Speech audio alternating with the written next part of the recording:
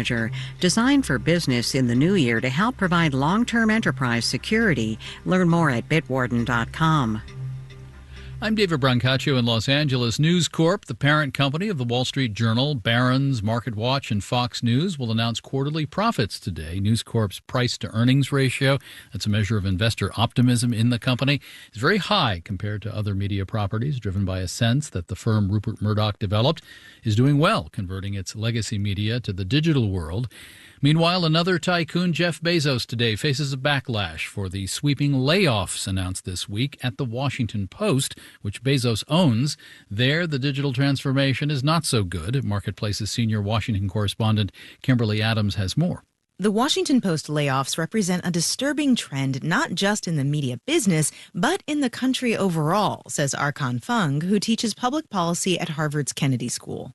A successful democracy depends on an information environment in which people can understand what's going on with their government, and that information and news isn't going to produce itself.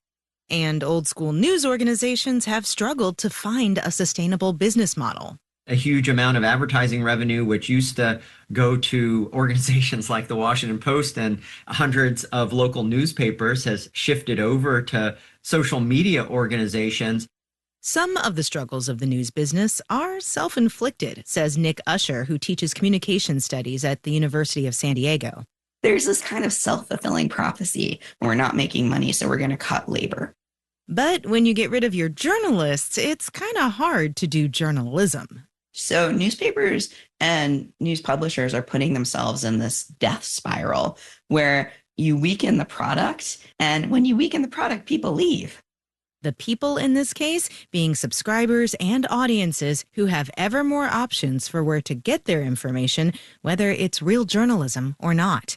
In Washington, I'm Kimberly Adams for Marketplace. Yesterday, the tech-flavored NASDAQ stock index fell another 1.5%, with investors adjusting to the idea that new artificial intelligence systems could undermine business software companies. And Google's parent company, Alphabet, reported an 18% jump in quarterly revenue, but Google said it plans to double spending on AI development to $185 billion. Now, that's a lot of money, and it comes out of near-term profit. Alphabet stock is down 2.75% in pre-market trading now. NASDAQ futures are up just slightly this morning. Bitcoin just now dipped below $70,000 for the first time in about 15 months. Marketplace Morning Report is supported by GEP. With GEP Key, Agentic AI, and GEP Smart Software, GEP is at the forefront in agentic procurement orchestration and autonomous supply chains. And by Schwab. Schwab offers investors choices like full-service wealth management, self-directed investing options, and trading on Thinkorswim. More at schwab.com. We're talking about the Washington Post, another property in the Jeff Bezos portfolio. Amazon reports quarterly profits today. Those results could include the cost of closing down its Amazon Fresh and Amazon Go physical stores, which were ways to grab something quick without a trip to the full Whole Foods casino. These had automated just walk out technology where tech tracks what you've grabbed and bills you automatically. Neil Saunders is managing director at Global Data Retail. Neil, good morning. Good morning. All right, Amazon Fresh, Amazon Go. What happened to these guys, do you think? What they really found with both concepts over time is that they just weren't strong enough to pull customers away from where they were shopping already, and they weren't generating the volumes from the stores. They therefore didn't make economic sense.